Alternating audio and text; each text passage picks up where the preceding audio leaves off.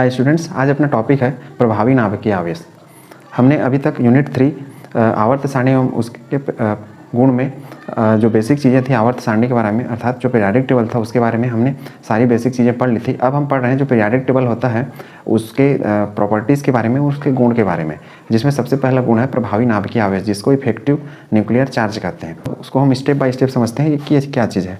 प्रभावी नाभिकीय आवेश हम ये पढ़ रहे हैं, जो पीरियाडिक टेबल है उसका पहला प्रॉपर्टीज़। ये शब्द इसमें से जो नाभिकीय आवेश या प्रभावी नाभिकीय आवेश, ये शब्द हमको इस यूनिट को पढ़ते पढ़ते इसके बाद कई बार मिलेगा, इसलिए वो पहला इसको प्रॉपर्टीज़ के रूप में पढ़ रहे हैं। इसको अंग्रेजी में इफेक्टिव न्यूक्लियर चार्ज कहते हैं।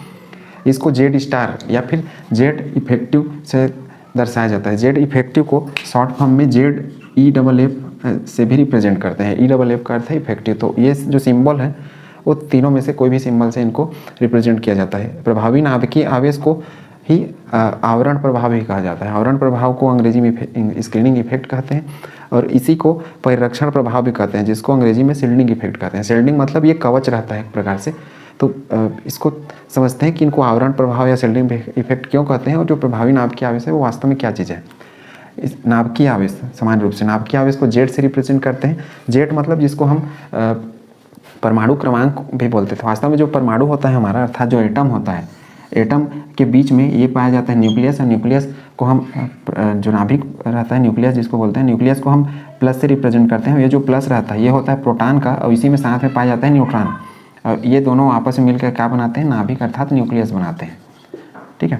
और यहाँ पे जो प्रोटॉन पाया जाता है उसी के लिए वास्तव में जेड का प्रयोग किया जाता था। क्योंकि हम यहाँ नाभिकीय आवेश पढ़ रहे हैं तो नाभिकीय आवेश को रिप्रेजेंट करेगा जेड, अर्थात जेड ये बताया जाता है कि अंदर में जितने प्रोटॉन हैं वो कितने इलेक्ट्रॉनों को अपनी ओर खींच रहा है। क्योंकि इस ऑर्बिट में अर्थात इस कक्षा में जब इलेक्ट्रॉन घूमना स्टार्ट करता है तो यह इलेक्ट्रॉन इस नाभिक अर्थात जो न्यूक्लियस में प्रोटॉन पाया जाता है उसके आकर्षण बल के कारण वो लगातार राउंड मारते रहता है, घूमते रहता है। तो इसीलिए नाभिकीय आवेश को जेड से रिप्रेजेंट करते हैं। किसको कहेंगे नाभिकीय आवेश? जो अंतिम कक्षा है, अंतिम कक्षा को लास्ट ऑर्बिट या इसी को आउटर ऑर्बिट अर्थात बाहरी कक्षा भी कहा जाता है।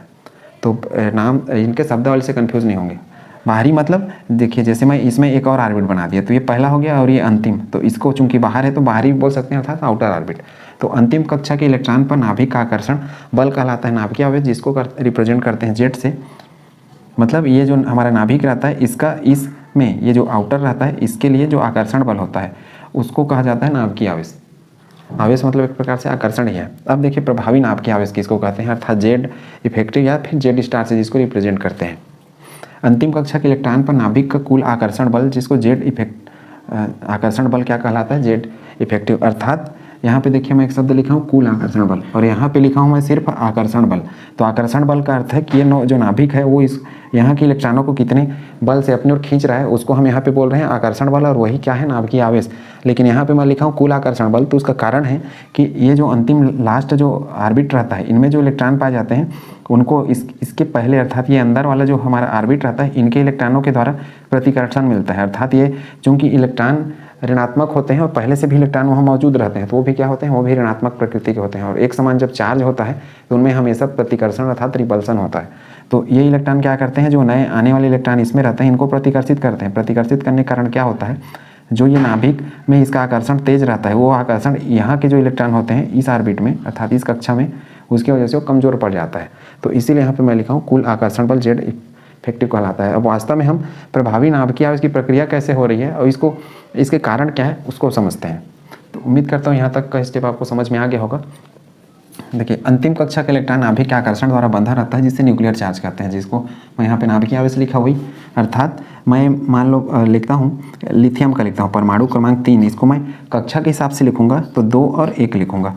अब इसी के बाद मैं मान लो लिखता हूँ नाइट्रोजन का परमाणु क्रमांक 7, 2 और क्या लिखूंगा 5। ठीक, अंतिम में कितना 5 इलेक्ट्रॉन। अब यहीं पे मैं लिख देता हूँ मान लो सोडियम का परमाणु क्रमांक 11, तो क्या हो गया 2, 8।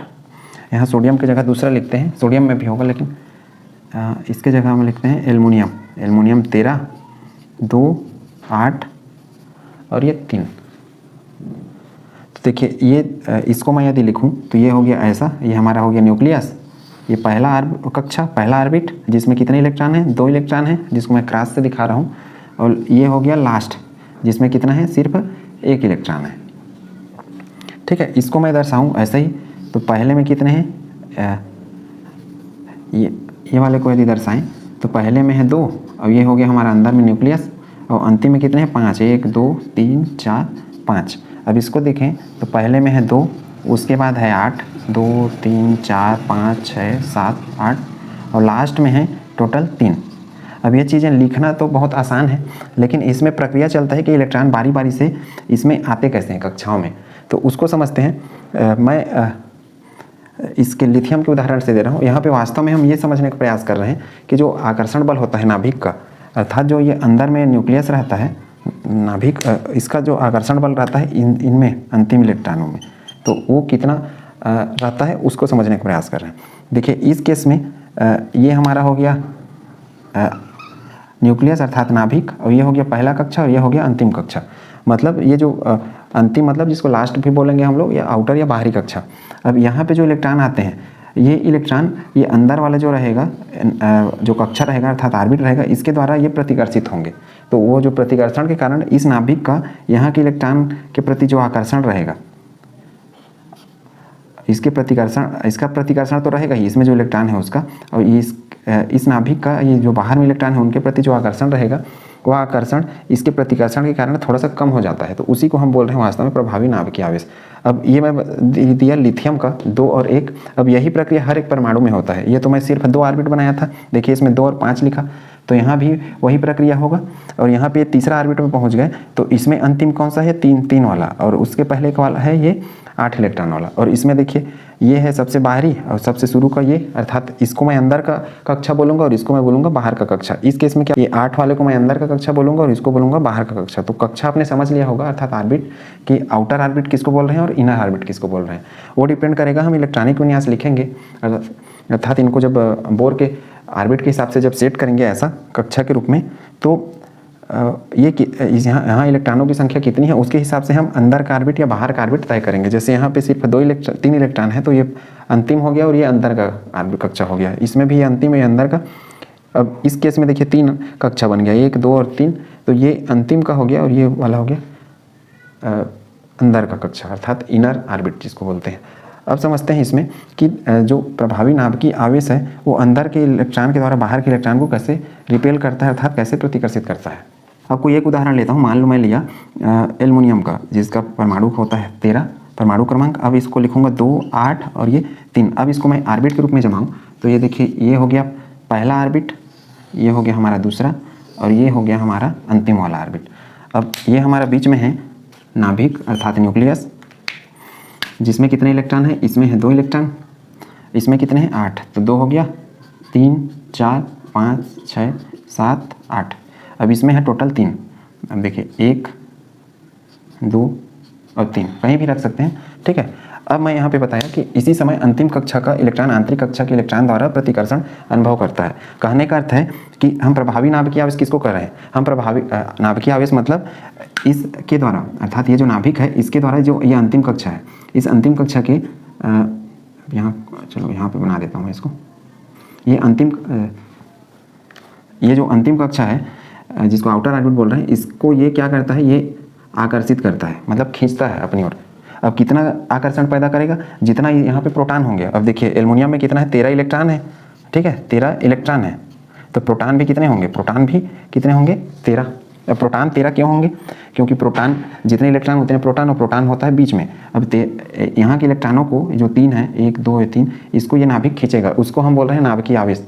मतलब यदि ये लेयर नहीं होता तब तो वो पूरा खींच देता अपने और इलेक्ट्रॉन को। लेकिन होता क्या है कि इलेक्ट्रॉन हमेशा होता है ऋण आवेश वाला, और ये सब भी ऋण आवेश वाले हैं। इनमें भी वही प्रक्रिया होगा जो बाहर वाले में हो रहा है, अर्थात जब ये परमाणु क्रमांक यदि 10 रहा होगा नियान के केस में, तो नियान के केस में भी यही हुआ होगा, जो कि मैं पहले बताया कि ये 2 इलेक्ट्रॉन वाले यहाँ के जो इलेक्ट्रॉन आते रहेंगे उनको प्रतिकर्षित किए होंगे। क्योंकि नियान का लिखूंगा तो ये अंतिम बनेगा और ये बनेगा अंदर का कक्षा, ठीक है। तो उसमें कंफ्यूज नहीं होना है कि अंदर का कक्षा और बाहर का कक्षा किसको बोलेंगे, मतलब बाहर से ठीक अंदर वाला जो पहला नंबर का आएगा उसको हम बोल रहे हैं अंदर का कक्षा।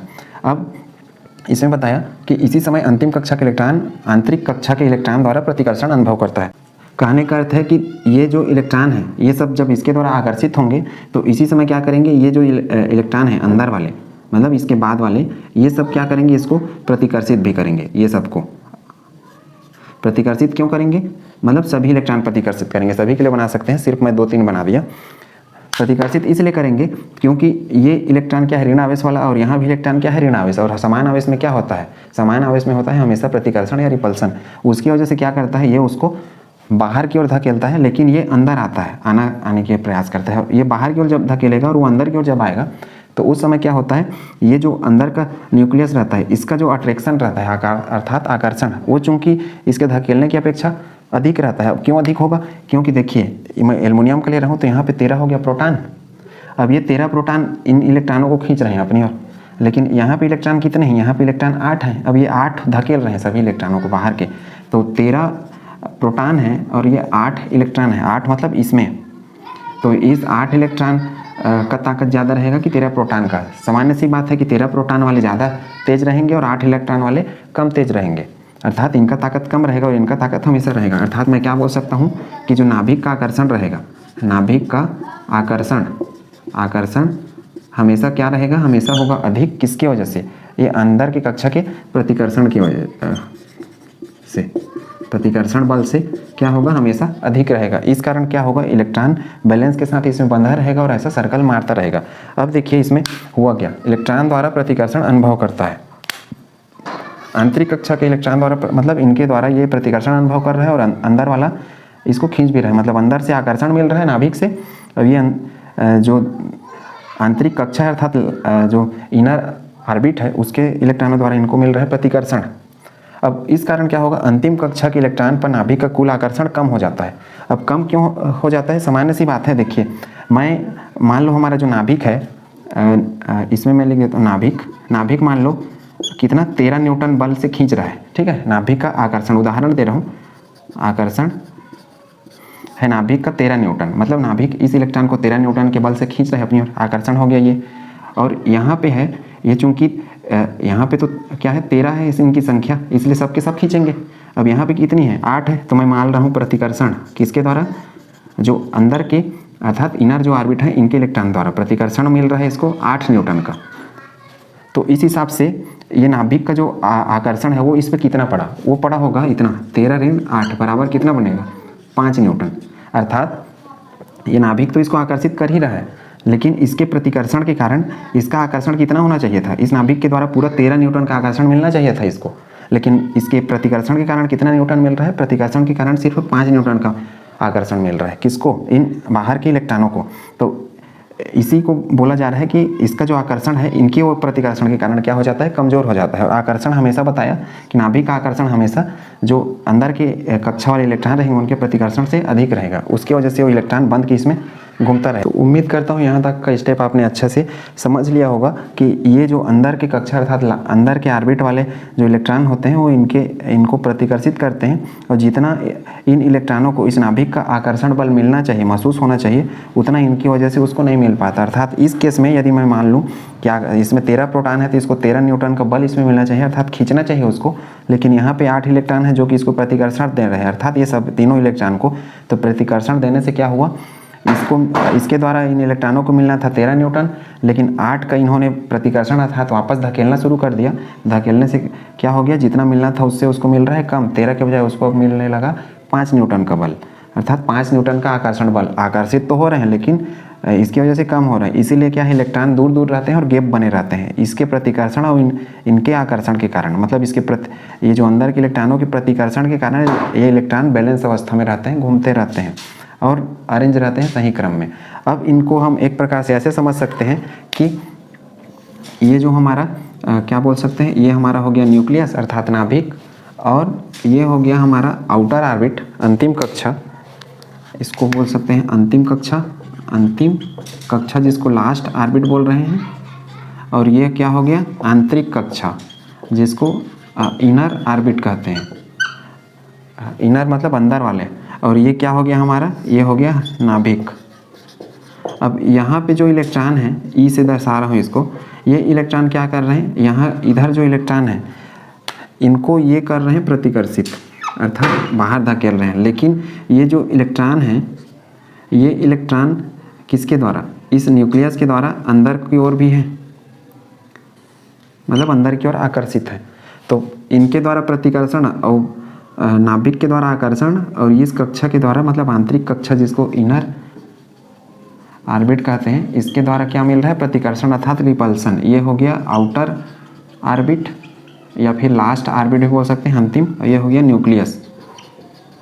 तो इसके द्वारा प्रतिकर्षण और इनके द्वारा आकर्षण, अर्थात जो नाभिक है उसके द्वारा आकर्षण मिल रहा है इलेक्ट्रॉनों को, और यहाँ के जो इलेक्ट्रॉन है उनको प्रतिकर्षित कर रहे हैं। तो इसमें क्या हो रहा है, जो नाभिक का आवेश है वो पड़ रहा है कमज़ोर। तो उस जो कम हमको नाभिकीय आवेश मिल रहा है उसी को बोल रहे हैं हम लोग प्रभावी नाभिकीय आवेश। तो इसको जो चीज़ बोला हूँ वह इसमें परिभाषा में इसको आपको आप नोट कर लें। अब इसको कैलकुलेट करने का एक तरीका है। कैलकुलेट मतलब जो एग्जाम्स में पूछे जाते हैं कि प्रभावी नाभिकीय आवेश कैलकुलेट करने के लिए, तो इसका एक फार्मूला है, जेड इफेक्टिव इक्वल टू होता है जेड माइनस सिग्मा। ठीक, ये इंपॉर्टेंट है। जेड इफेक्टिव तो जानते हैं प्रभावी नाभिकीय आवेश जो हम पढ़े। जेड क्या है, ये है नाभिकीय आवेश, इसको हम परमाणु क्रमांक भी बोलते थे, नाभिकीय आवेश अर्थात न्यूक्लियर चार्ज। और ये है सिग्मा, इसको बोलते हैं स्क्रीनिंग कांस्टेंट। स्क्रीनिंग कांस्टेंट या इसी को बोलते हैं शिल्डिंग कांस्टेंट या आवरण स्थिरांक। तो ये आवरण स्थिरांक को जो कैलकुलेट करने का तरीका है उसको हम इसके बाद नेक्स्ट पढ़ेंगे स्लेटर के नियम में। स्लेटर एक साइंटिस्ट हुआ करते थे जो कि नाभिक का कितना आकर्षण होता है ये अंतिम इलेक्ट्रॉनों पे, और ये कितने प्रतिकर्षण से बाहर उसको धकेलता है, उसको दिखाने के लिए कैलकुलेट करते थे। जो वास्तव में स्क्रीनिंग कांस्टेंट है ये हमको बताता है कि नाभिक का एक तो जेड बताएगा नाभिकीय आवेश अर्थात आकर्षण को बताता है नाभिक का, और स्क्रीनिंग कांस्टेंट ये बताता है कि जो ये अंदर का ऑर्बिट के इलेक्ट्रॉन है वो कितना तेजी से उसको धकेलता है, अर्थात ये वाला लाइन बताता है हमको जो सिग्मा है वो बताता है प्रतिकर्षण। किसका प्रतिकर्षण अर्थात किसका रिपल्सन, ये इन इलेक्ट्रॉनों का रिपल्सन। तो इस स्लेटर के नियम के द्वारा हमें सिग्मा अर्थात स्क्रीनिंग कांस्टेंट को कैलकुलेट करेंगे। अब इसमें एक बात आती है कि आवरण प्रभाव या परिरक्षण प्रभाव इसको क्यों कहते हैं।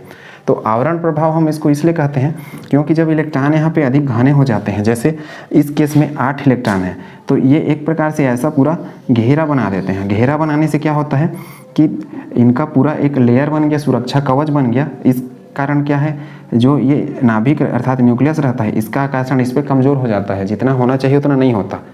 किसके प्रभावी नाभिकीय आवेश के कारण, चूँकि ये इलेक्ट्रॉनों का पूरा घेरा बन जाता है, इसलिए बोलते हैं इसको आवरण प्रभाव और इसी को शील्डिंग प्रभाव। शील्ड मतलब सुरक्षा कवच होता है, तो ये कवच जैसे काम करता है। ये उसी प्रकार है जैसे मैं मान लो एक लोहा लिया और लोहे के बाहर ये मैं ले लिया लोहा, और लोहे के बाहर यदि मैं ऐसा कपड़ा लपेट देता हूँ, ठीक है, ये हो गया हमारा कपड़ा।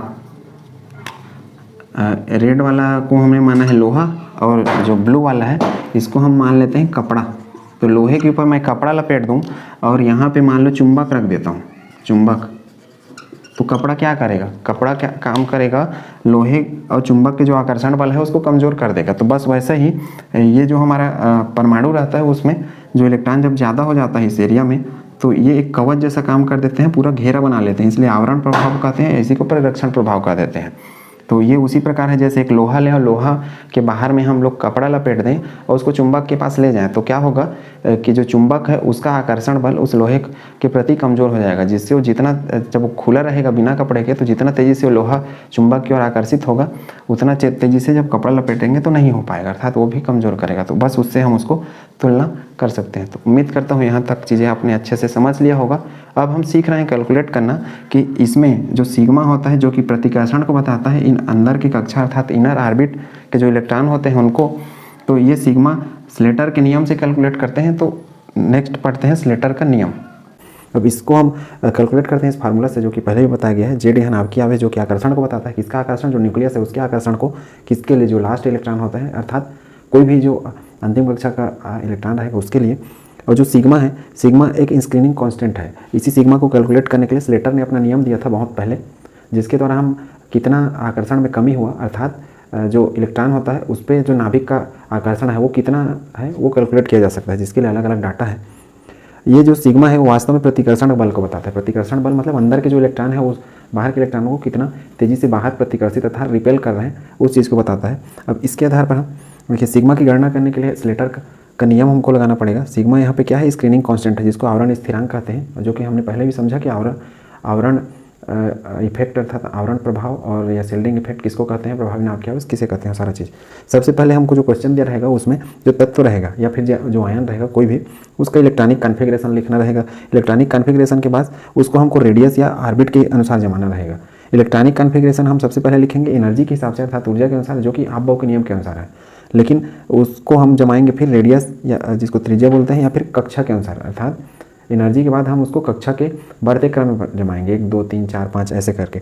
उसके बाद तीसरा है इलेक्ट्रॉन को हमको मार्क करना है जिसके लिए सिग्मा निकालना है, अर्थात यदि मान लो क्वेश्चन पूछ देता है कि इस इलेक्ट्रॉन के निकालिए तो उस इलेक्ट्रॉन को हमको पहले मार्क करना पड़ेगा, निशान लगाना पड़ेगा कि इसके लिए हमको सिग्मा निकालना है, अर्थात वह इलेक्ट्रॉन किस ऑर्बिट में है उसके माध्यम से। फोर्थ है कि राइट हैंड साइड अर्थात दाईं ओर जो भी इलेक्ट्रॉन आएगा उसको नहीं काउंट करेंगे, सिर्फ इनर ऑर्बिट को काउंट करना है, क्योंकि अंदर के इलेक्ट्रॉन द्वारा बाहर के इलेक्ट्रॉनों पर जो प्रतिकर्षण बल लग रहा है उसी को हम इस सिग्मा में कैलकुलेट करेंगे, इसलिए अंदर का जो इलेक्ट्रॉन रहेगा अंदर कक्षा में अर्थात इनर ऑर्बिट में जो इलेक्ट्रॉन रहेगा उसी को बस काउंट करेंगे इस सिग्मा की गणना के लिए। पांचवा है कि एक इलेक्ट्रॉन को हमेशा रेफरेंस माना है। एक इलेक्ट्रॉन अर्थात किसी मतलब अंदर में जो इलेक्ट्रॉन रहेगा वो बाहर के इलेक्ट्रॉन पे कितना प्रतिकर्षण देता है, वो उसके लिए एक इलेक्ट्रॉन को हमको छोड़ के बाकी इलेक्ट्रॉन के लिए हम सिग्मा का मान कैलकुलेट करेंगे। ये है इसका अर्थ। ये चीज़ें एग्जाम्पल के द्वारा और अच्छे से क्लियर आ जाएंगी समझ। स्लेटर ने 2 कंडीशन दिया था, 2 कंडीशन मतलब पहला नियम उसने दिया था एस और पी कक्षक में जब इलेक्ट्रॉन रहेगा उसके लिए यदि हमको निकालना है तो ये जो इस यहाँ पे लिखा हूँ ये नियम लगेगा, और यदि एफ या डी कक्षक में इलेक्ट्रॉन है उस टाइप के जो हमारे तत्व हैं उनके लिए यदि हमको सिग्मा या फिर प्रभावी नाभिकीय आवेश का मान निकालना है तो उसके लिए एक अलग नियम है। सबसे पहले हम सीखते हैं एस और पी कक्षक में यदि इलेक्ट्रॉन है तो उसके लिए हम कैसे इसको काउंट करेंगे, कैसे गिनेंगे। देखिए सबसे पहले सिग्मा का मान 0.35, यदि अंतिम कक्षा में इलेक्ट्रॉन रहेगा तो अंतिम कक्षा के इलेक्ट्रॉन के लिए हम 0.35 मान काउंट करेंगे। ये अपवाद का केस है। हीलियम के केस में इलेक्ट्रॉन 1s में रहता है तो हीलियम के केस में हम 0.35 की जगह हम 0.30 काउंट करेंगे। दूसरा है कि अंतिम के बाद हम जो अंदर का कक्षा रहेगा ऑर्बिट रहेगा और जिसको n-1 बोलते हैं, मतलब अंतिम से एक पहले वाला, उसके लिए हम 0.85 काउंट करेंगे। उसके बाद है नेक्स्ट बाकी जो बच जाएंगे मतलब और अंदर, जैसे मैं बोलूँ कि एग्जांपल के तौर पर ये यदि हमारा क्या है ऑर्बिट है और ये बीच में मैं कर दिया न्यूक्लियस, तो ये पहला दूसरा ऑर्बिट हो गया, ये तीसरा ऑर्बिट हो गया, ये चौथा ऑर्बिट। तो यदि हमारा इलेक्ट्रॉन यहाँ पे है तो इस यहाँ के इलेक्ट्रॉनों के लिए मुझे मान 0.85 काउंट करना है। उसके बाद ये n-1 हो गया, मतलब इससे एक कम, n-1 का अर्थ ये है कि बाहर से एक कम, n मतलब अंतिम कक्षा का इलेक्ट्रॉन, ठीक है। तो इसके लिए मुझे 0.85 काउंट करना है, और इसके भी अंदर कौन सा है ये n-2 n-3, और भी यदि ज़्यादा इलेक्ट्रॉन रहेगा तो और भी इसमें ढेर सारे ये जो ऑर्बिट है वो बन जाएंगे। तो n-1 तक 0.85 और बाकी जितने इलेक्ट्रॉन इधर अंदर रहेंगे उन सब के लिए हम 1 काउंट करेंगे। अब देखिए क्वेश्चन लिखा हूँ इसको समझने के लिए, इसके आधार पे हम इसको इजीली समझ सकते हैं। मैं क्या लिखा हूँ, क्वेश्चन इसी फॉर्म में आएंगे। कभी कभी क्या पूछेगा कि इस टाइप से अंतिम इलेक्ट्रॉन को बताइए पूछेगा, और कभी पूछ देगा कि निश्चित गिना हुआ इस नंबर के इलेक्ट्रॉन के लिए जेड इफेक्टिव जिसको प्रभावी नाभिकीय आवेश कहते हैं उसको काउंट कीजिए, ऐसा बताए रहेंगे। देखिए इसमें कैल्शियम की अंतिम इलेक्ट्रॉन हेतु जेड इफेक्टिव अर्थात प्रभावी नाभिकीय आवेश याद करना है। तो सबसे पहले हमारा इसको गणना करने के लिए क्या तरीका है, इलेक्ट्रॉनिक विन्यास लिखना। तो जो भी क्वेश्चन रहेगा उसको सॉल्व करेंगे जब, तो सबसे पहले कैल्शियम परमाणु क्रमांक 20 अर्थात एटॉमिक नंबर 20 होता है, 1s², 2s², 2p6, 3s², 3p6, 4s²। देखिए कितना हो गया, 6 4 10 2 12 6 18 19 20 इसका इलेक्ट्रॉनिक कॉन्फ़िगरेशन। अब लिखा इलेक्ट्रॉनिक विन्यास को रेडियस के अनुसार या कक्षा के अनुसार जमाना है। रेडियस के अनुसार का अर्थ है कि इसमें देखिए हमको 20 तक वाले में कोई दिक्कत नहीं होगा क्योंकि पहले से ही रेडियस के अनुसार जमे रहते हैं, लेकिन 20 के से ज़्यादा जब इलेक्ट्रॉन आना शुरू होंगे तब हमको जमाने में ये जो रेडियस है उसके लिए करना पड़ेगा। कहने का अर्थ है कि एक अर्थात ये जो मुख्य क्वांटम संख्या n जिसको ये जो सामने लिखा रहता है उसको मुख्य क्वांटम संख्या कहते हैं। तो मुख्य क्वांटम संख्या के बढ़ते क्रम में अर्थात कम से अधिक की ओर, जैसे 1 है इसको हम पहला कक्षा बोलते हैं अर्थात पहला ऑर्बिट, 2 वाले को सबको बोलते हैं दूसरा ऑर्बिट, 3 वाले को सबको बोलेंगे तीसरा ऑर्बिट, और ये इसको चौथा ऑर्बिट। इसको हमने बोर में पढ़ा हुआ था। तो इसी को रेडियस के हिसाब से जमाना बोलते हैं, मतलब हम रेडियस या फिर बोल सकते हैं कक्षा। अब इसके हिसाब से इसमें कितना इलेक्ट्रॉन हो गया, 2, इसमें हो गया 8, इसमें भी हो गया 8 और इसमें हो गया 2। इस हिसाब से इसको हम कैसा कर सकते हैं, ये पहला, ये दूसरा, ये तीसरा, और ये हो गया हमारा लास्ट वाला चौथा। ये हो गया हमारा पहला कक्षा अर्थात के, ये हो गया दूसरा कक्षा, और ये हमारा है न्यूक्लियस जो बीच में रखा। तो पहला में कितना है 2, इसमें 8, इसमें भी 8 और इसमें कितना है 2। अब इसमें पूछा है कि अंतिम इलेक्ट्रॉन हेतु जेड इफेक्टिव की गणना करिए। अंतिम मतलब इसमें जो इलेक्ट्रॉन है उसके लिए पूछ रहा है। अंतिम मतलब ये है, अंतिम इलेक्ट्रॉन इसमें आया हमारा 4 इसमें। तो इस टाइप का जब इलेक्ट्रॉनिक विन्यास लिखेंगे तो कौन सा नियम, ये केस फर्स्ट में लागू होगा क्योंकि एस में इलेक्ट्रॉन चला गया, यहीं पे यदि इलेक्ट्रॉन पी में जाता तो पी के लिए लागू, अर्थात इसकी जगह यदि मुझे पूछा रहता है ये पी के लिए निकालिए तो मैं पी के लिए निकालता। ठीक है, तो इसमें देखिए ये हमारा सबसे अंतिम कक्षा हो गया, और यहाँ का इलेक्ट्रॉन इस वाले के इलेक्ट्रॉनों को क्या करेगा, प्रतिकर्षित करेगा। तो हम यहाँ के इलेक्ट्रॉन जो इसको प्रतिकर्षित करेंगे उसके लिए काउंट करेंगे। तो सबसे पहले हमको लिखना है इलेक्ट्रॉनिक विन्यास, और इसको जमा लेना है किसके अनुसार, त्रिज्या के अनुसार। तो इसमें जरूरत नहीं पड़ेगा क्योंकि त्रिज्या के अनुसार ही जमा है। त्रिज्या मतलब यहाँ से ऐसा दूरी, पहला कक्षा, दूसरा कक्षा, तीसरा, चौथा, इसको त्रिज्या बोल देते हैं, ऐसा दूरी को नापने के लिए। तो उसी को ऑर्बिट भी या कक्षा भी कहते हैं। तो ये त्रिज्या के अनुसार पहले से जमा हुआ है। अब देखिए इलेक्ट्रॉन को मार्क करें जिनका सिग्मा ज्ञात करना है। सिग्मा ज्ञात करना है अर्थात हमको देखो इसमें क्या लिखा है, कैल्शियम की अंतिम इलेक्ट्रॉन है। तो अंतिम इलेक्ट्रॉन मतलब हमको इस जगह के इलेक्ट्रॉन के लिए निकालना है। क्या निकालना है, सिग्मा। अब हम नेक्स्ट स्टेप पे चलते हैं। चौथा, राइट हैंड साइड अर्थात दाईं ओर के किसी भी इलेक्ट्रॉन को नहीं लेना है, केवल इनर ऑर्बिट के इलेक्ट्रॉन को लेना है। राइट हैंड साइड मतलब यदि इसमें कंडीशन पूछ देता कि यहाँ के इलेक्ट्रॉन को निकालिए तो इसको छोड़ देते, चूंकि इसके राइट हैंड साइड में कुछ भी नहीं है तो हमको ये नियम को उपयोग नहीं हो पाएगा इसमें। इसी क्वेश्चन को जब दूसरे तरीके से घुमा के बनाऊंगा तब ये नियम उसमें उपयोग हो जाएगा। ठीक है। नेक्स्ट है, एक इलेक्ट्रॉन को हमेशा रेफरेंस मानकर बाकी के लिए सिग्मा काउंट करना है। कहने का अर्थ है कि अंतिम इलेक्ट्रॉन जो है, अर्थात ये चूंकि इसमें आ गया हमारा अंतिम कक्षा अर्थात लास्ट ऑर्बिट में आ गया, तो यहाँ जिसका एक को हमको रेफरेंस मानना है। रेफरेंस मतलब तो हरा हुआ था।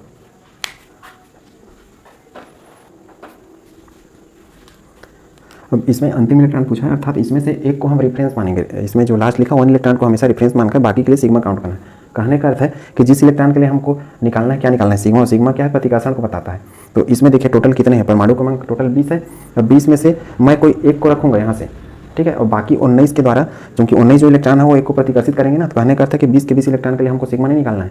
एक को मैं आधार मानूंगा जो कि क्या महसूस करेगा, जैसे यहाँ से पूरा सभी का प्रतिकर्षण महसूस करेगा, अकेले इसका बस नहीं रहेगा, मतलब कुछ ना कुछ प्रतिकर्षण अर्थात रिपल्सन महसूस होगा इन इलेक्ट्रॉनों को। कहने का अर्थ है कि जो 20 है उसमें से मैं एक इलेक्ट्रॉन को रेफरेंस मानूंगा जो कि प्रतिकर्षण महसूस करेगा इस 20 में से, अर्थात 19 के द्वारा प्रतिकर्षित होगा कौन सा, एक इलेक्ट्रॉन। तो ऐसे कब कहा जा रहा है, रेफरेंस का अर्थ यह है कि एक को छोड़कर सब बाकी के लिए हमको कैलकुलेट करना है।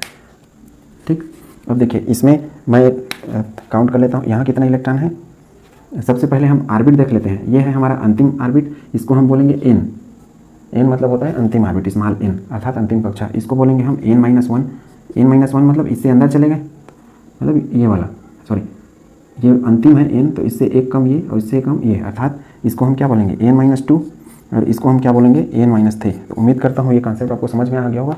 n मतलब ये पहला, और पहला से हम एक कम मतलब इसमें आ गए, दो कम मतलब इन दोनों के बाद, और तीन कम मतलब इन तीन को छोड़कर। ठीक है। अब देखिए इसमें कितने इलेक्ट्रॉन है, 2 है, लेकिन मुझे एक अंतिम इलेक्ट्रॉन के लिए निकालना है। देखिए इसमें लिखा हुआ है अंतिम इलेक्ट्रॉन, तो इसमें क्या करूँगा मैं, जो इलेक्ट्रॉन है उसको तो लिखूंगा, लेकिन इसमें से एक मुझे रेफरेंस मानना है, एक इलेक्ट्रॉन को इन दो में से। तो इसलिए ऋण 1 करूँगा, तो टोटल यहाँ कितना इलेक्ट्रॉन बचेगा, 1। ठीक है, तो ये याद रखना है, एक को रेफरेंस लेना ही है। अब इसमें देखिए टोटल कितने हैं, 8, तो इसको मैं लिखूँगा 8। इसमें देखिए ये है 8 और ये कितना है, इसका मान है 2। अब देखिए हमने क्या लिखा है नियम में, अंतिम कक्षा के इलेक्ट्रॉन के लिए हम सिग्मा का मान 0.35 काउंट करेंगे। अर्थात मुझे सिग्मा का मान जब निकालना रहेगा, सिग्मा बराबर, तो सिग्मा बराबर क्या होगा, देखिए ये अंतिम है तो 1 लिखा है, तो मैं इसमें क्या करूँगा, 1 गुणा 0.35 प्लस, मैं पीछे से कर रहा हूँ, अब n-1 लिखा है, n-1 कक्षा के इलेक्ट्रॉनों के लिए 0.85 का गुणा करना है, क्योंकि इलेक्ट्रॉन कितने हैं हमारे 8, तो करूँगा 8 गुणित 0.35 प्लस ये देखिए n-2 n-3, इसमें क्या है n-2 बाकी जो बचेंगे उनके लिए क्या लिखना है, 1।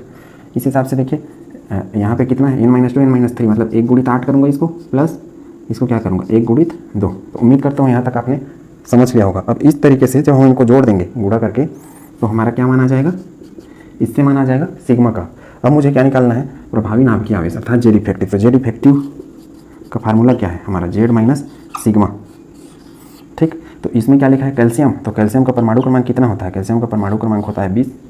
ठीक है, जेड का मान वही है, परमाणु क्रमांक को डालेंगे, माइनस सिग्मा का मान कहाँ से ले आएंगे, सिग्मा का मान इसको गणना करके ले आएंगे। तो उम्मीद करता हूँ गणना आप कर लेंगे आसानी से और ये चीज़ आपको समझ में आ गई। सोडियम के 9वें इलेक्ट्रॉन के लिए जेड इफेक्टिव को मान ज्ञात कीजिए, अर्थात प्रभावी नाभ की आवेश पूछा है। ठीक है, इसके जगह कभी कभी क्या है, जेड इफेक्टिव की जगह सिर्फ पूछ देता है सिग्मा का मान ज्ञात कीजिए। तो सिग्मा का मान तो हम जानते ही हैं कि इसको जब टोटल करेंगे तो ये सिग्मा का मान आ जाएगा, तो हमको जेड इफेक्टिव अर्थात घटाने का जो समस्या ही नहीं होगा। तो सिग्मा का मान तो हम ऐसे निकाल रहे हैं। ठीक है, तो उम्मीद करता हूँ ये वाला समझ लिया होगा आपने अच्छे से। अब हम इसको कर रहे हैं सोडियम के 9वें इलेक्ट्रॉन के लिए जेड इफेक्टिव को मान ज्ञात कीजिए। अब इसमें कंडीशन दे दिया है कि 9वें नंबर का इलेक्ट्रॉन, सबसे पहले हमारा नियम क्या था जो कि मैं यहाँ पे लिख रखा था, पहले हम सबसे पहले इलेक्ट्रॉनिक विन्यास लिखेंगे सोडियम 11। और मैं पहले ही बताया परमाणु क्रमांक 20 तक आपको त्रिज्या का जरूरत नहीं पड़ेगा, क्योंकि वो पहले से ही त्रिज्या के अनुसार जमे रहते हैं, वहाँ तक दिक्कत नहीं होता। उससे ज़्यादा जब इलेक्ट्रॉन वाले आएंगे तब दिक्कत होगा, जो कि मैं डी और एफ वाले केस में बताऊँगा। ये केस फर्स्ट में हम एग्जाम्पल देख रहे हैं। ठीक है, इसका इलेक्ट्रॉनिक यूनिट देखिए 1s², 2h², 2p6, 3s, 1। अब देखिए इसमें क्या पूछा है, 9वें इलेक्ट्रॉन के लिए। इसको हम सबसे पहले कर देंगे मार्किंग। 1 मतलब पहला कक्षा, 2 मतलब दूसरा कक्षा, 3 मतलब अंतिम कक्षा अर्थात लास्ट ऑर्बिट। ये K हो गया, ये L हो गया, ये M हो गया। इसको हम KLM नहीं लिखेंगे तो भी चलेगा, लेकिन हम लिख लेते हैं। अब देखिए सोडियम के 9वें इलेक्ट्रॉन के लिए जेड इफेक्टिव का मान ज्ञात कीजिए। 9वां इलेक्ट्रॉन मतलब देखिए 2, 4 और ये 6, टोटल कितना हो गया 10। क्योंकि इसमें पूरा खेल ऑर्बिट का रहता है तो हमारा 9वां इलेक्ट्रॉन किस में है, 9वां इलेक्ट्रॉन है हमारा इस L वाले में, ठीक है। तो हम क्या करेंगे, इस L वाले में से जो इलेक्ट्रॉन रहेगा यहाँ का हम लोग क्या निकालेंगे, जेड इफेक्टिव ज्ञात करेंगे, ठीक है। ये वाला चीज़ छूटेगा। 9वां इलेक्ट्रॉन पूछ दिया ना, तो देखिए 2, 2, 4 और ये 6, टोटल हो गया 10।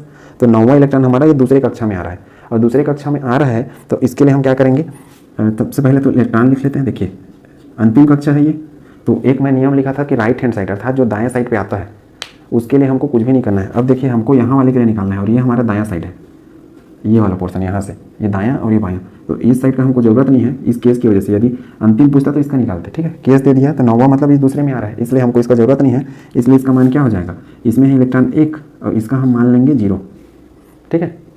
अब देखिए इसमें कितना है, इसमें है टोटल 8 इलेक्ट्रॉन। अब 9वां पूछा है तो हम सबके लिए क्यों काउंट कर रहे हैं, ये तो टोटल 10 हो गए।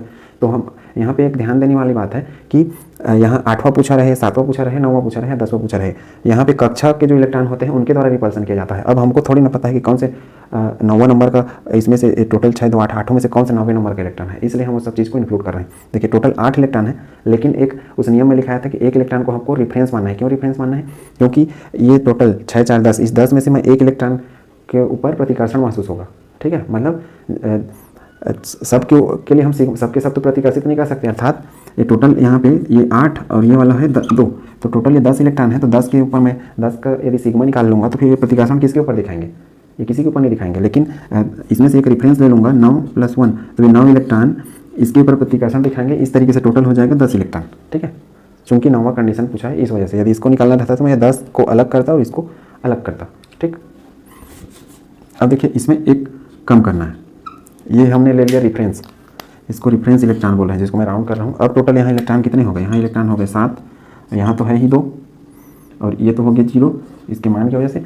अब देखिए ये चूँकि मुझे 9वें नंबर के इलेक्ट्रॉन के लिए यहाँ निकालना है, तब अब मैं इसको अंतिम कक्षा इसको मानूंगा, क्योंकि यहाँ का डाटा तो 0 हो गया, तो ये तो प्रतिकर्षण देगा नहीं। हम मान के चल रहे हैं कि ये होगा नहीं, कुछ इलेक्ट्रॉनिक यूनिट जरूर लिखा है, तो प्रतिकर्षण कौन देगा, इससे पहले वाला। तो इसको अब हम मान रहे हैं n नंबर का ऑर्बिट अर्थात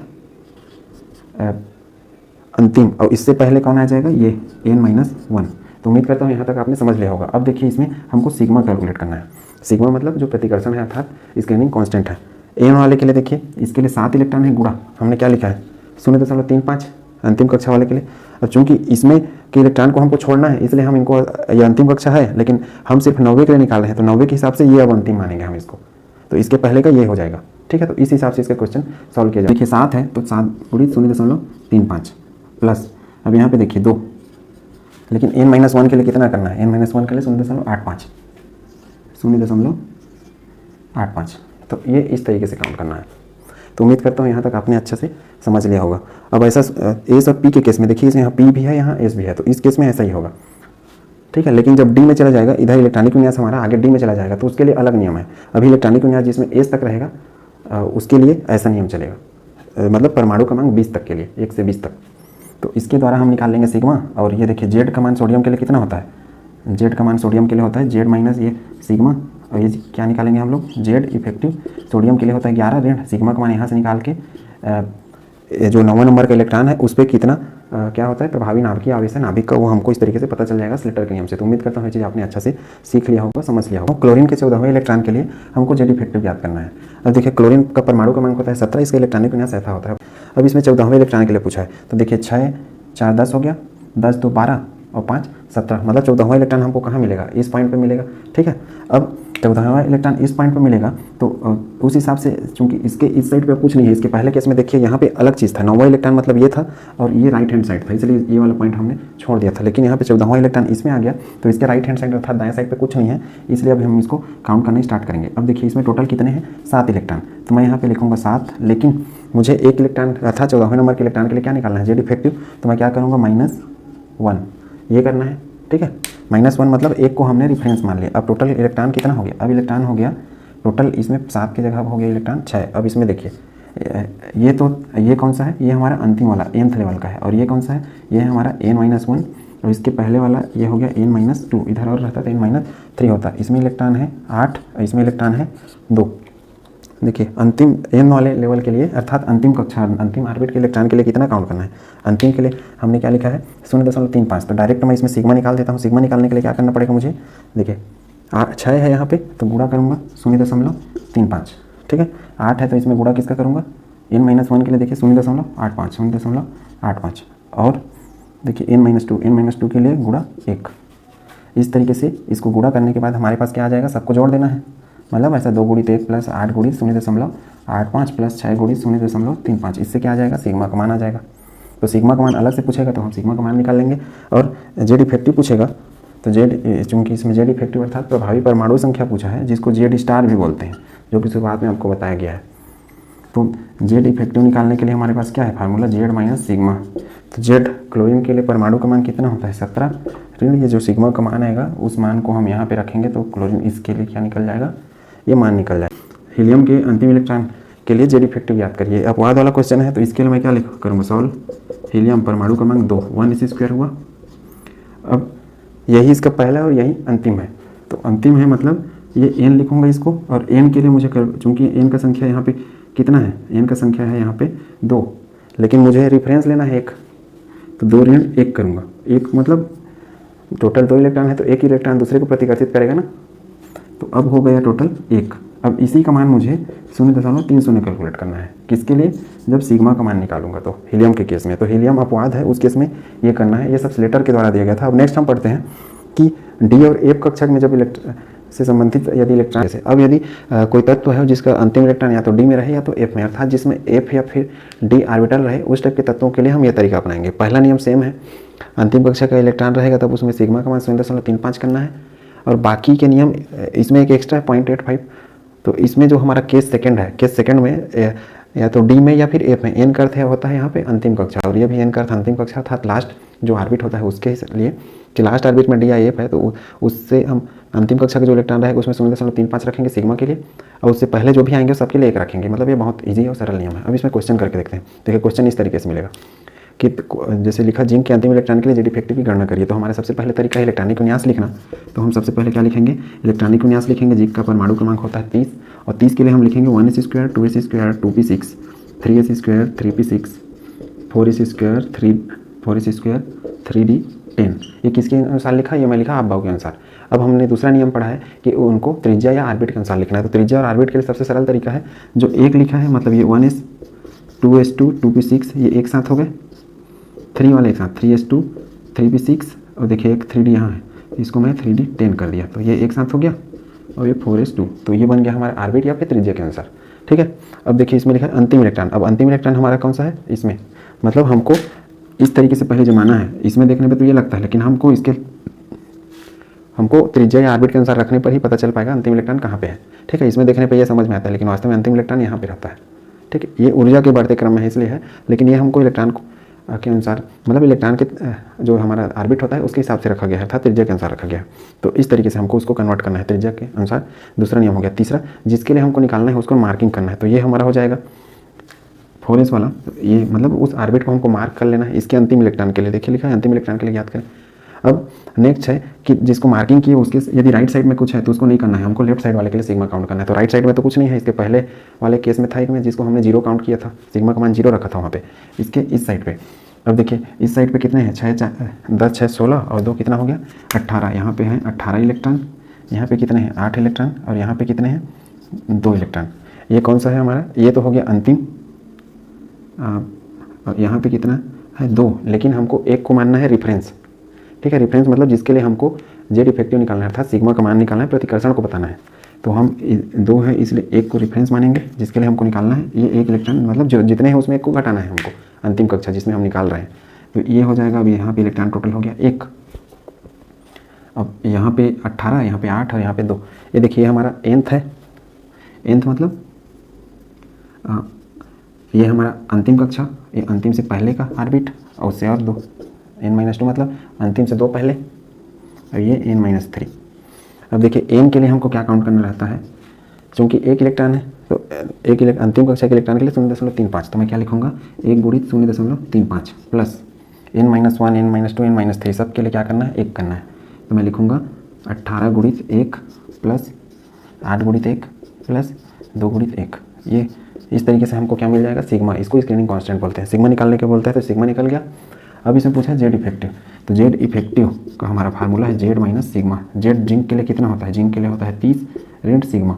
ये सिग्मा का मान यहाँ से ले आएंगे, लाने के बाद यहाँ पे रखेंगे तो हमको क्या मिल जाएगा अंतिम इलेक्ट्रॉन के लिए जेड इफेक्टिव। तो उम्मीद करता हूँ ये चीज़ आपने अच्छे से समझ लिया होगा। अब देखिए दूसरा क्वेश्चन कैसा पूछा सकता है, ऐसा पूछ सकता है इस किसी विशेष इलेक्ट्रॉन के लिए पूछेगा 20-30 इलेक्ट्रॉन इसमें पूछा है, इलेक्ट्रॉन के लिए जेड इफेक्टिव याद करिए। तो आयरन परमाणु क्रमांक 26 1s² 2s² 2p6 3s² 3p6 4s² 3d6। इसको हम ऑर्बिट के अनुसार जमा लेते हैं, अर्थात त्रिज्या के अनुसार।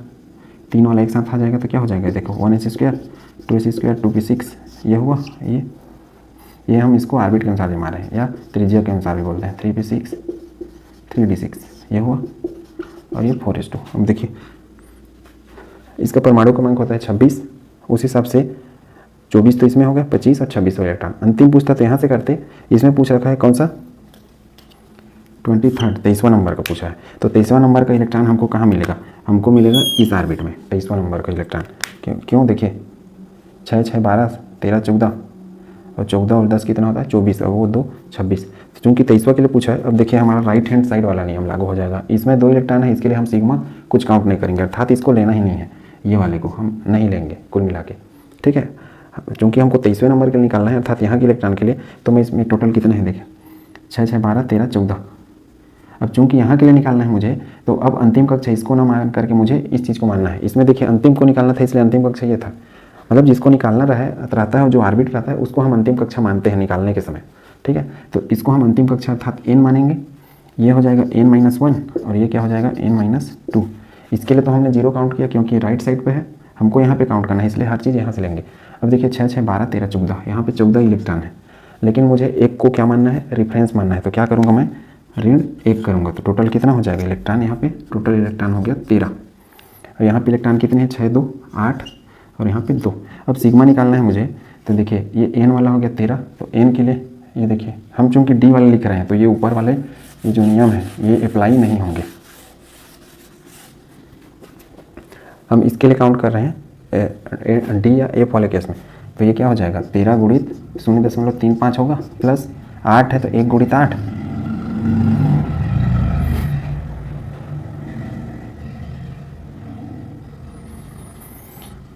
ये देखिए ये 1 गुणित 8 1 क्यों, क्योंकि बाकी के लिए 1 है और n ये भी क्या हो जाएगा 1 गुणित 2 प्लस 1 गुणित 8 प्लस 13 गुणित 0.35, इससे निकल जाएगा सिग्मा का मान अपना, ठीक है। सिग्मा का मान निकलने के बाद जो हमारा फार्मूला है जेड इफेक्टिव बराबर जेड माइनस सिग्मा, इसमें मान भरेंगे। जेड का मान कितना होता है आयरन के लिए 26 माइनस सिग्मा का मान उम्मीद करता हूँ इस कैलकुलेशन से आप ले आएंगे और गणना करके यहाँ पे बैठाएंगे, जिससे घटाने पे आपको क्या है मान निकल आएगा। तो उम्मीद करता हूँ ये चीज़ आपने अच्छा से समझ लिया होगा कि इसके क्वेश्चन कैसे आते हैं। इसमें क्वेश्चन को क्या है एक और तरीके से घुमा सकता है, बनाना तो हमको इसी तरीके से, देखिए इसमें लिखा हूँ जिंक के अंतिम इलेक्ट्रॉन के लिए जेड इफेक्टिव का मान ज्ञात कीजिए। तो अंतिम इलेक्ट्रॉन के चूँकि 4s में गया तो इसमें कभी कभी पूछ सकता है जिंक के 4s इलेक्ट्रॉन के लिए जेड इफेक्टिव का मान ज्ञात कीजिए, या फिर पूछ देगा जिंक के 3d इलेक्ट्रॉन के लिए जेड इफेक्टिव का मान ज्ञात कीजिए। जब ये 3d का निकालेंगे मतलब हम इस कक्षा में आ गए तो उसका मान 0 हो जाएगा, ठीक है। उसी प्रकार इसमें भी नंबर पूछ दिया इलेक्ट्रॉन का, कभी कभी इसको 4s के लिए निकालिए, 3p के लिए निकालिए, 3s के लिए निकालिए, तो जिस कक्षा में रहेंगे उस कक्षा को लेके जो उसके बाद वाले कक्षा है इधर राइट वाले उसको 0 मानना है। जैसे इसमें हमने इसको काउंट नहीं किया है, इसको हमने 0 मान लिया है। पढ़ रहे हैं आवर्त सारणी में जो जेड इफेक्टिव रहता है उसका क्या प्रभाव पड़ता है, क्योंकि आवर्त सारणी का हम पहला प्रॉपर्टीज पढ़ रहे हैं प्रभावी नाभिकीय आवेश। तो इसमें देखिए आवर्त सारणी में परिवर्तन, इसको ट्रेंड भी बोलते हैं। ट्रेंड में क्या चलता है, सबसे पहले आवर्त, और आवर्त हम जानते हैं इसको बोला जाता है पीरियड। पीरियड मतलब हम ऐसे चलते हैं, ये लेफ्ट से इधर राइट की ओर आ रही, अर्थात बाएं से दाईं ओर जब ऐसे चलते हैं आवर्त सारणी में, मतलब लिथियम से beryllium, boron, carbon, nitrogen, oxygen, fluorine, इस तरीके से। तो इसमें क्या होता है, जो हमारा जेड इफेक्टिव है अर्थात प्रभावी नाभिकीय आवेश है, ये व्युत्क्रमानुपात होता है त्रिज्या के, अर्थात बाएं से दाएं जब चलते हैं तो जेड इफेक्टिव इसका मान बढ़ता है। बढ़ता है का अर्थ कि त्रिज्या का मान छोटा होते जाता है, घटता है, एक दूसरे के विपरीत संबंध, मतलब प्रभावी नाभिकीय आवेश बढ़ते जाता है। इसका कारण क्या है? इसका कारण ये है कि लगातार हम जैसे देखो लिथियम परमाणु क्रमांक 3, बेरिलियम परमाणु क्रमांक 4, बोरान 5, ऐसे हम चल रहे हैं तो एक एक बढ़ते जा रहा है। एक बढ़ रहा है मतलब एक प्रोटॉन भी बढ़ रहा है लगातार। इसलिए आकार क्या है? बड़ा से आकार छोटा हो रहा है। क्यों छोटा हो रहा है? क्योंकि ये अनाभिकीय आवेश बढ़ रहा है। अब नाभिकीय आवेश बढ़ते जा रहा है, इसलिए जो त्रिज्या है वो छोटी हो रही है। आकार छोटा का अर्थ है त्रिज्या का छोटा होना। तो उम्मीद करता हूँ ये ट्रेंड आपने समझ लिया होगा। अब वर्ग में, वर्ग अर्थात जिसको ग्रुप बोलते हैं, ग्रुप में क्या होता है? ऊपर से नीचे जब आते हैं तो होता क्या है कि जो जेड इफेक्टिव है, जेड इफेक्टिव, इसका मान कम होने लगता है। कम होता है, इसका मान कम, इसका अर्थ क्या है? त्रिज्या का मान बढ़ते जाता है। त्रिज्या का मान बढ़ता है, इसका अर्थ है कि पहले साइज ऐसा रहता है छोटा, क्योंकि परमाणु क्रमांक जैसे इसमें लिथियम में 3 तो 2 और 1 हो गया, ये 2 8 1, तो इसकी वजह से इसके 2 ऑर्बिट बनते हैं, 2 कक्षा, और बाकी इसके 3, फिर इधर और 4 5 ऐसा साइज बड़ा होते जाता है। तो उम्मीद करता हूँ ये चीज़ आपने अच्छे से समझ लिया होगा। उसके लिए आज के लिए बस इतना ही। नेक्स्ट हम पढ़ेंगे जो अगला पीरियोडिक टेबल का प्रॉपर्टीज़ है वो है एटॉमिक रेडियस और उसके टाइप्स। Thank you.